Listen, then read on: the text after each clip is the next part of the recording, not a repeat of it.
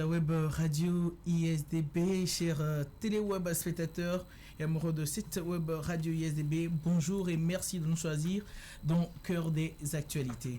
Nous avons fini le mois de janvier hier et avec la belle célébration de la fête du Père et Maître de la Jeunesse, Saint Jean Bosco, et j'espère bien et vivement que vous aviez pris du temps, vous aviez aussi célébré cette figure mémorable et intemporelle qu'est Saint Jean Bosco.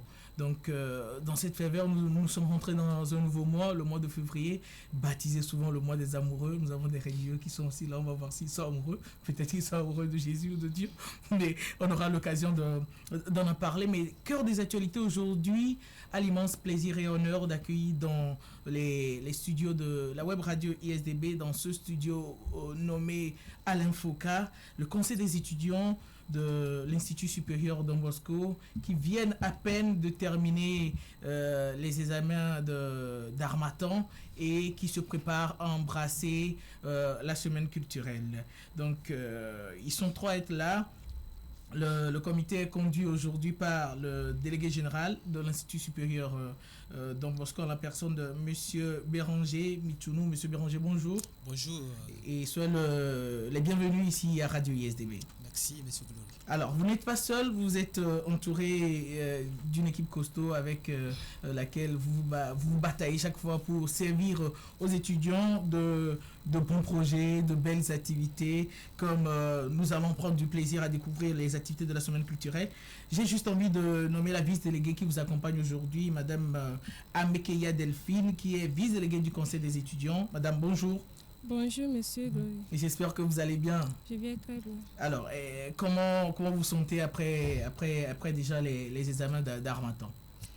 Ah, je me sens mieux quand même. Mieux Parce que l'examen n'a pas été facile pour nous. Nous sommes bataillés. Ça va aller. D'accord. On reste positif, n'est-ce pas? C'est ça. Donc, pour sinon être présent et parler des activités de la semaine culturelle qui se profilent à l'horizon, nous sommes accompagnés en studio ici par Monsieur Délété Broline Emmanuel Comlan, qui est membre élargi du conseil des étudiants.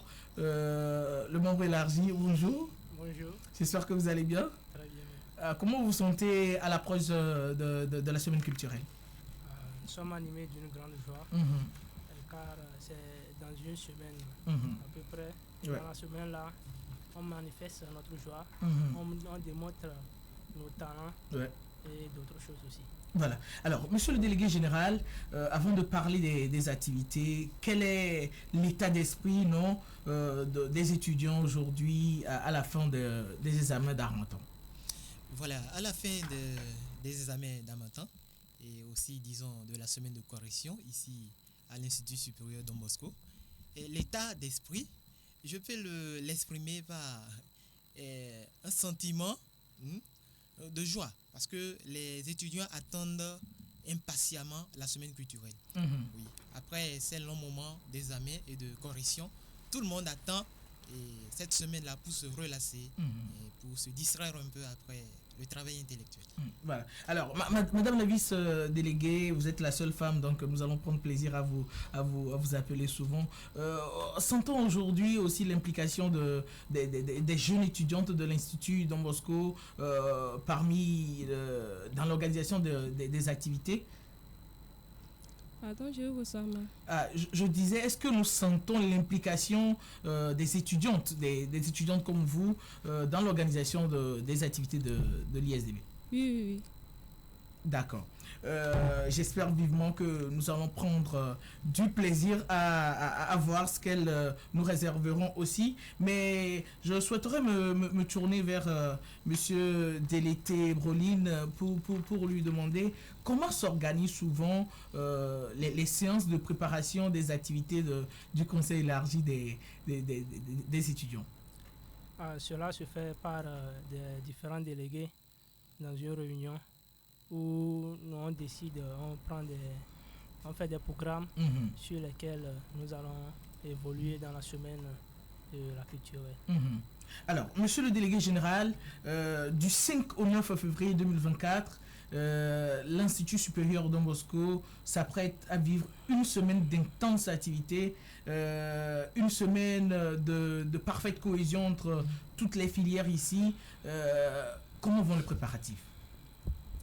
Alors, comme vous l'avez dit, oui, du 5 au 9 février prochain, l'Institut sera en mouvement. Et lorsqu'on dit l'Institut, ce sont tous les étudiants.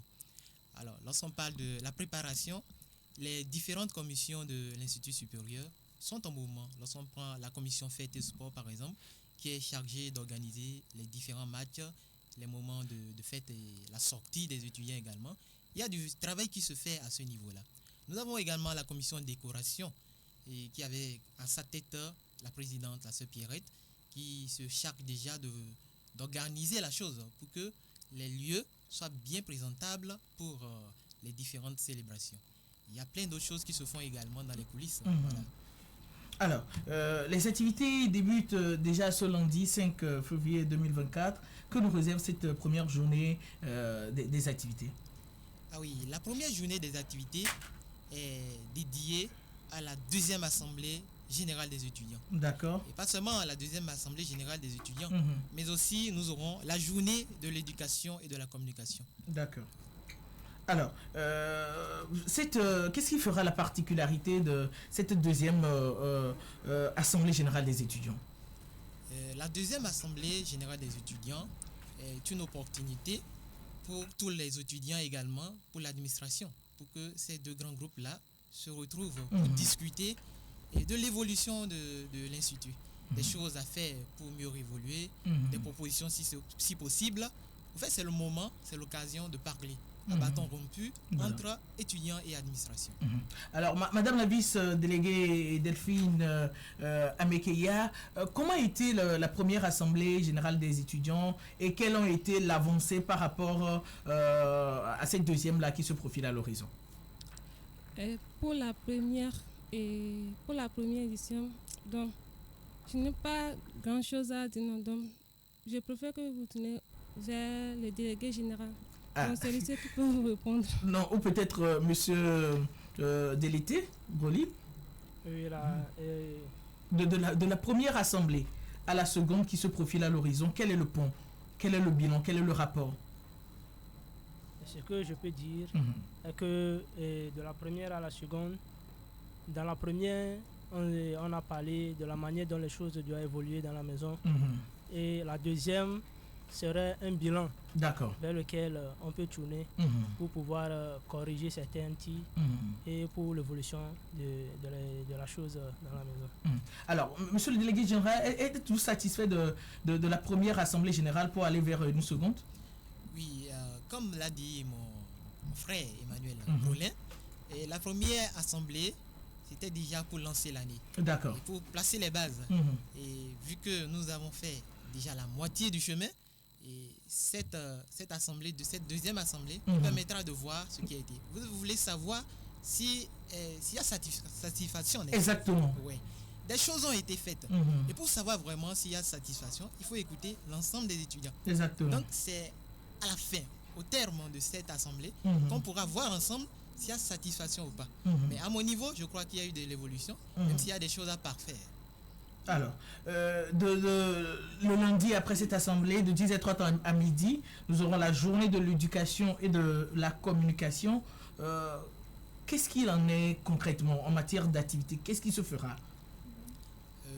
J'aimerais d'abord souligner que cette journée, comme vous le savez, la journée de la communication, se célèbre tous les 24 janvier de tous les ans. Alors, puisque nous étions en examen, oui, elle a été reportée sur le lundi, premier jour de la semaine culturelle. Alors, comme activité, il y a une particularité cette année. Vous le savez, ce sont les enseignants qui étaient chargés d'animer la conférence pendant la journée de communication et de l'éducation. On l'a déjà tous observé pendant la journée de philosophie. Ce sont les étudiants de l'Institut même qui ont préparé cette journée-là. Ce sera pareil pour la journée de la communication et de l'éducation. Eh bien, puisqu'il s'agit de deux filières, nous aurons un étudiant représentant de tout le parcours éducation, également un autre représentant du parcours sciences, la communication. De la communication. Voilà. Très bien. Donc, c'est un peu cela. Il y aura des activités du slam. Nous savons qu'il y a des étudiants talentueux ici, de grands slameurs. Ils vont passer. Il y a la troupe théâtrale également. Les slameurs, ils n'en manquent jamais. C'est ça. Donc la troupe théâtrale nous présentera des choses. Oui, donc, outre la conférence ou bien les deux panélistes, nous aurons également l'occasion de voir les talents des étudiants se décliner. Alors, Madame Delphine, je souhaiterais vous demander, nous sommes, disons, à quelques heures des activités, du début des activités de la semaine culturelle. Les étudiants se sentent-ils impliqués dans l'organisation? À mon humble avis, les étudiants ne se sentent pas trop impliqués. Qu'est-ce qui justifie cela? Bon, je ne sais pas. Alors, Monsieur Broline Emmanuel, vous souhaiterez ajouter quelque chose? Pourquoi les étudiants ne se sentent-ils pas intéressés? Ils sont connectés, bien sûr, ils nous suivent. Il y a Silver, le nom là est un peu acébatique, on va le laisser. On dit connecté. Mais est-ce que les étudiants, à quelques heures des activités de la semaine culturelle, se sont impliqués? Oui, je peux dire, à leur vue comme ça, c'est pas flagrant qu'ils sont impliqués. Mais dans les coulisses, ils se manifestent, ils sont présents pour les activités. Donc c'est ce que je peux dire. Alors, monsieur le délégué général, les étudiants sont-ils impliqués? Ça, je crois que c'est une belle question. Parce que vous savez, la semaine culturelle, elle est pour les étudiants. Voilà. Et si les étudiants ne sont pas impliqués, il n'y a pas semaine culturelle. Voilà. Lorsque vous nous posez la question de l'implication, tout de suite, il faut voir le grand mouvement d'étudiants. Est-ce que c'est ce grand mouvement qu'on voit tout de suite en acte? Tout de suite, je vous dirais non. Il y a des groupes qui travaillent en coulisses. Et de mon côté, je veux dire que ces groupes-là font l'effort de préparer ce qu'il y a préparé. Mais au niveau de chaque étudiant également, il y a des efforts qui se font. Mais pas lorsqu'on prend l'ensemble comme ça, une préparation générale, et la réponse positive n'y est pas. Alors, on peut la remarquer sous un autre sens. Lorsque vous recevez assez de messages concernant l'organisation, vous sentez que les étudiants ils se sont intéressés. Donc, d'une manière ou d'une autre, on y est. D'accord. Et c'est l'organisation des activités même que nous prouvons le degré d'implication des étudiants. Alors, je souhaite revenir sur une question en demandant, est-ce que le conseil restreint des étudiants prend compte des propositions que font les étudiants? Parce que ça doit être aussi l'un des caractères motivants ou motivateurs des étudiants. Est-ce que quand les étudiants font des propositions, des activités, quand le conseil des étudiants se réunit en conseil restreint, est-ce qu'on écarte ces activités ou on se dit, bon, on peut faire telle ou telle chose ou par manque de moyens, on ne peut pas faire ça? Ça se fait comment, au fait, le choix des activités? Oui, au conseil des étudiants, le conseil élargi, les étudiants font des propositions. Et nous prenons en compte toutes ces propositions au conseil. Parce que la parole est donnée à tout le monde. C'est ensemble que nous décidons des choses à faire. Mais il y a un autre aspect qu'il faut souligner. C'est vrai que nous faisons des propositions au conseil. Mais il y a le conseil d'administration qui a le dernier mot, si on peut le dire, qui analyse toutes les propositions faites et qui nous revient avec un document final et avec lequel le conseil élargi doit travailler maintenant. Sinon, les propositions sont prises en compte. Ça, c'est sans doute. Les propositions des étudiants, les propositions d'artistes, si possible, et d'activités pour rendre belle la semaine culturelle, elles sont faites. Et maintenant, il y a la question financière également, et tout cela qui entre en compte pour voir si on peut faire telle ou telle activité. Donc, c'est un peu ça la chose. D'accord. Nous avons Narcisse Dudonné qui nous souhaite belle émission à vous. Voilà.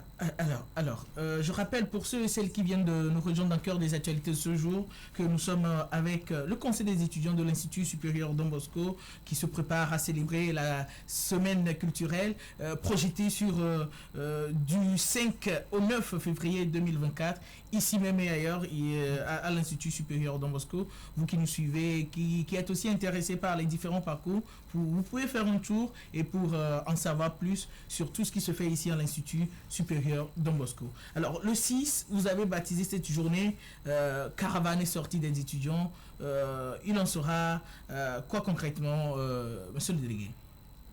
Alors, le mardi 6 février, c'est la journée dédiée à la sortie des étudiants. Cette sortie, comme vous l'avez déjà prononcé, elle sera précédée de la caravane. La caravane, c'est pour nous faire connaître en réalité.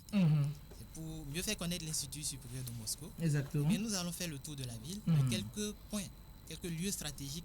C'est-à-dire, vous débutez ici? Oui, on débute ici. Voilà, nous allons continuer sur Baie, voilà, le marché de Baie, continuer un peu dans la ville vers le rond-point, le colombe de la Paix, et continuer sur la route de l'aéroport. Il y a en tout cas des points stratégiques de rassemblement, le lycée de Tocoin également, et où nous sommes sûrs de voir des élèves, tout cela, désireux d'intégrer un institut par la suite, tout cela. Eh bien, cette caravane prendra fin sur le lieu de la sortie. Le lieu de la sortie des étudiants. Voilà un peu ce qui est prévu ce jour-là. Alors, le lieu de la sortie arrêté pour les étudiants et où concrètement? Le lieu de la sortie, c'est bien Obama Beach, qui est à Kogan. À Kogan. Et certains, certainement, le maîtrisent déjà. Ils connaissent peut-être l'endroit. Donc, nous serons à Obama Beach pour la sortie des étudiants.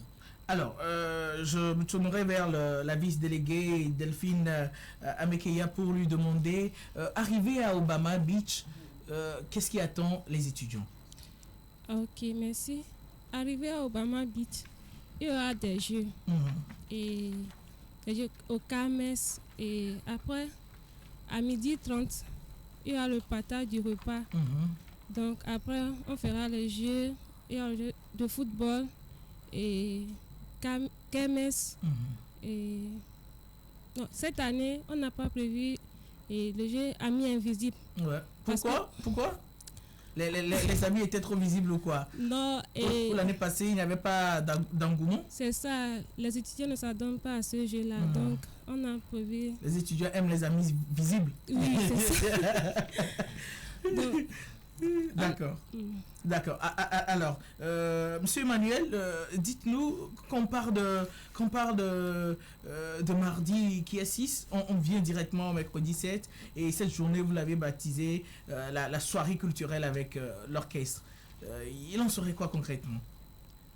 Oui, dans la soirée culturelle, c'est une journée vraiment spéciale pour les étudiants de l'STB. Pourquoi? Parce que c'est dans la soirée là que nous assistons au talent des étudiants de l'STB. Voilà. Parce qu'il y a des gens qui vont venir interpréter des chansons, présenter leur qualité, leur performance au niveau de la musique et de différentes choses. Alors, ces talents-là, ce sont quel type d'art en fait? Parce qu'on en a beaucoup. On a des musiciens, est-ce qu'on a des slammeurs, est-ce qu'on a des artistes plasticiens? Et qu'est-ce qui fera la particularité de cette soirée par rapport aux soirées antérieures? D'abord, il y a les slammeurs qui viendront présenter leur chef-d'œuvre. Il y a aussi les étudiants qui vont interpréter des musiques. Il y a aussi des étudiants qui sont des instrumentalistes qui vont jouer des instruments pour pouvoir aider les gens à interpréter les chansons. Et aussi, on va projeter plutôt les trucs là. Les films de la science de la communication, leur chef-d'œuvre qu'ils ont fait durant le semestre de la matin. Oui, c'est ça. Alors, les activités commencent à quelle heure et prennent fin à quelle heure? Les activités déjà à partir de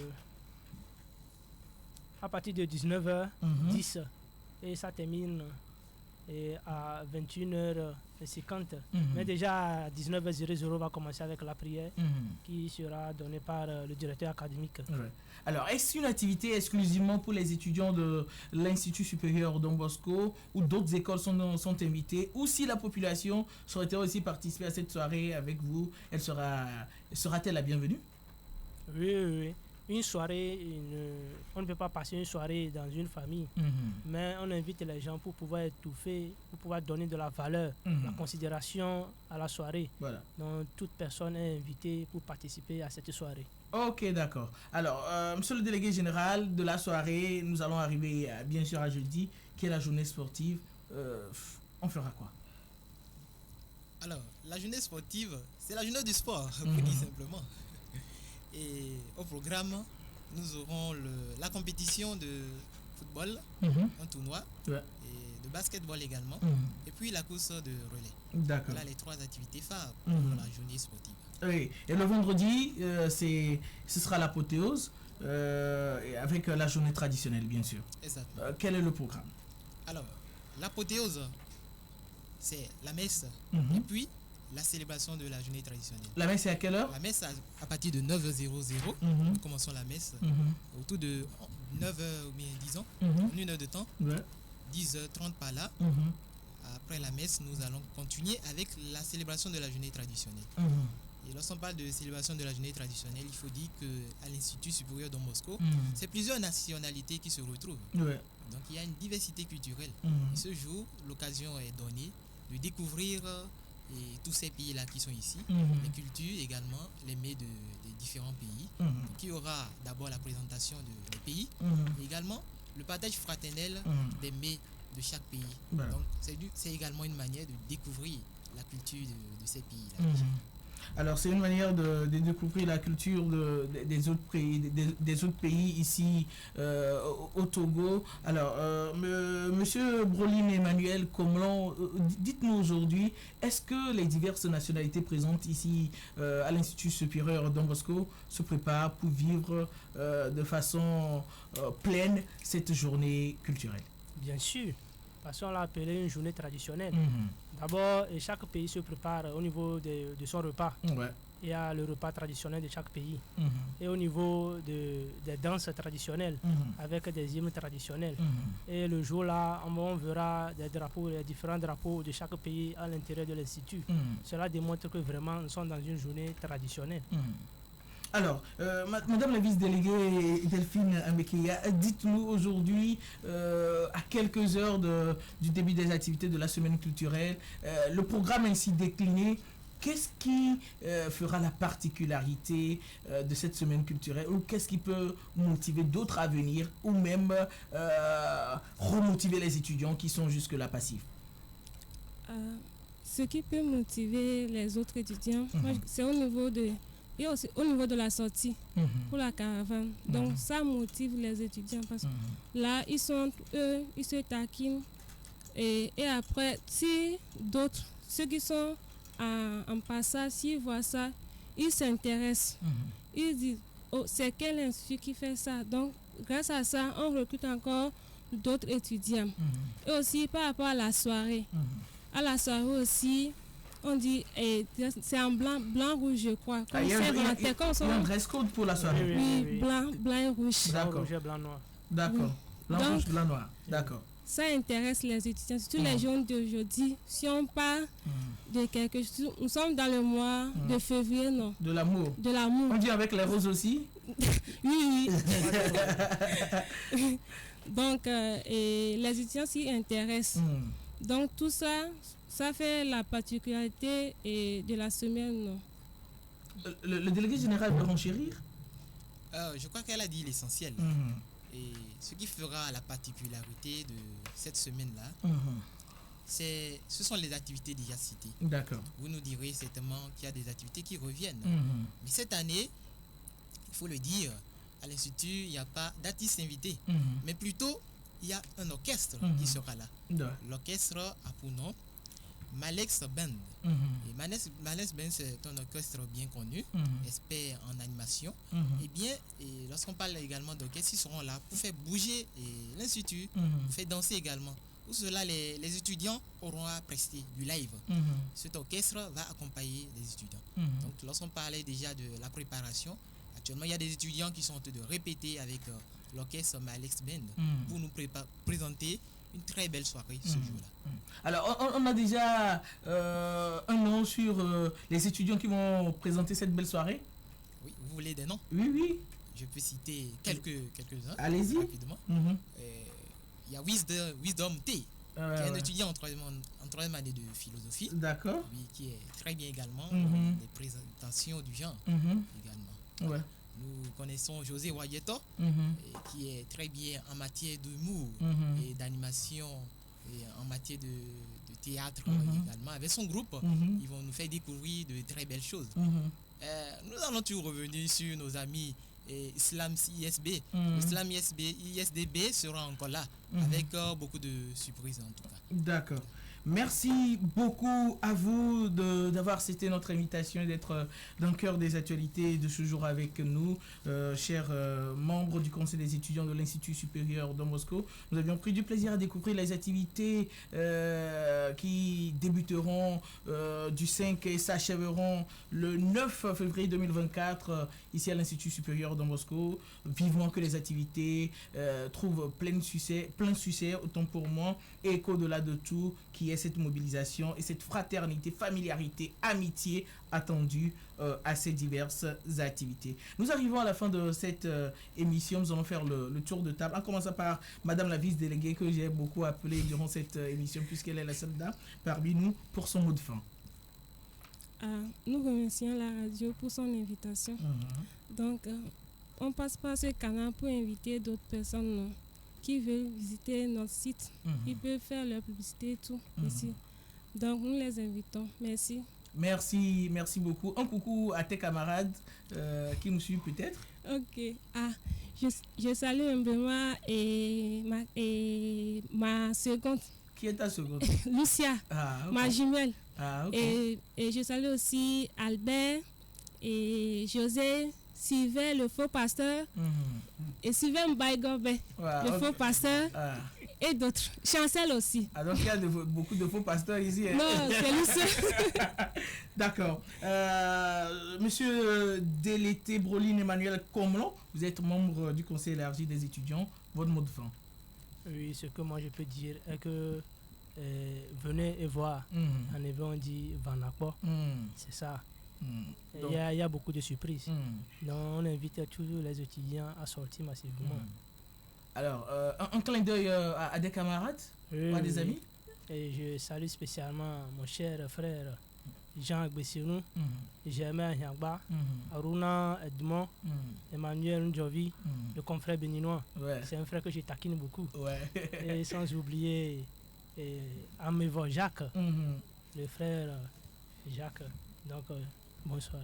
Voilà, à tout seigneur, tout honneur, monsieur le délégué général, nous clôturons par vous. Si nous devions terminer cette belle émission, quels seront vos mots de fin? Alors, mon mot de fin, c'est une invitation. Une invitation adressée à tous les camarades étudiants de l'Institut supérieur Don Bosco pour que chacun mette la main dans la pâte pour que la semaine culturelle soit une réussite.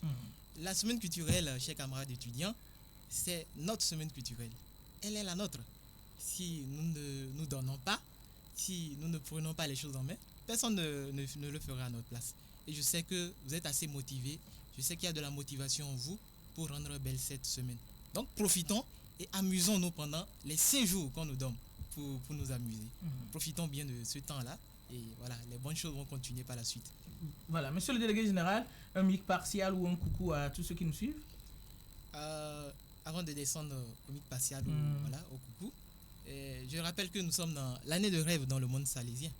Et j'aimerais également inviter tous les camarades à rêver grand, à rêver plus grand avec Don Bosco, à penser bien pour eux-mêmes et à toujours viser le sommet. C'est ça. Alors, un coucou à Théophile Lépina, dit affectueusement Cardinal. Il est bien connu ici à l'Institut. Je salue également Giscard Tchekpo, tous les membres du Parlement de la 3e année de philosophie. Il y a les parlementaires. Oui, il y a les parlementaires. Ils me chauffent beaucoup d'ailleurs. Je salue tous les parlementaires et tout le conseil des étudiants également. Voilà, un petit coucou aussi à ceux et celles qui nous ont suivis durant cette belle émission. Silver, Narcisse Dieudonné, Cynthia Eustache Oglé et Ono Queen. Et vous tous qui aviez partagé ce direct, avez mis des cœurs et bien d'autres. Merci pour cette fidélité permanente, cette fidélité accrue, cette fidélité sans cesse témoignée et renouvelée. C'est un plaisir d'être toujours avec vous. Mes chers auditeurs, auditrices, nous sommes arrivés à la fin de cette belle émission de Cœur des actualités de ce jour.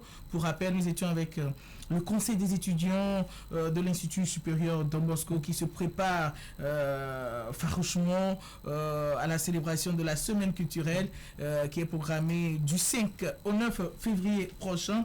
Ils étaient 3 à nous honorer de leur présence en la personne de M. Béranger Michoulou qui est le délégué général général. Il a été accompagné de Délété Broline Emmanuel Comlon, qui est membre du conseil élargi des étudiants, et de Madame Amekeya Delphine, vice-déléguée de ce conseil. Moi, je saisis l'occasion pour faire un coucou spécial à tous les anciens étudiants de l'Institut supérieur Don Bosco, et plus particulièrement aux communicants qui sont souvent oubliés, surtout aux laïcs qui sont souvent des fois délaissés ici à l'Institut supérieur Don Bosco. Je leur fais un coucou. C'est aussi le moment, non, de lancer une exhortation aux laïcs qui sont actuellement là, de ne pas faire la promotion de la politique de la chaise vide, non, de vivre les activités, de participer aux activités, qu'on le veuille ou non. On est membre de cet institut et qu'il faut ensemble le construire main dans la main. Et saisissant cette occasion, je fais un coucou spécial à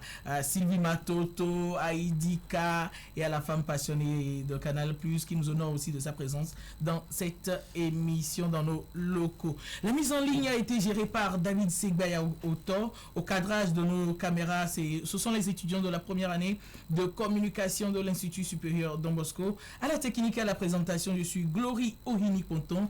D'ici là, portez-vous bien. Bon mois de février. Bye bye. Radio ISDB, la web radio qui écoute la jeunesse en vous. Vous écoutez la radio ISDB. Pour suivre nos directs, abonnez-vous à notre page Facebook Radio ISDB et activez la cloche de notification. Radio ISDB jusqu'au sommet.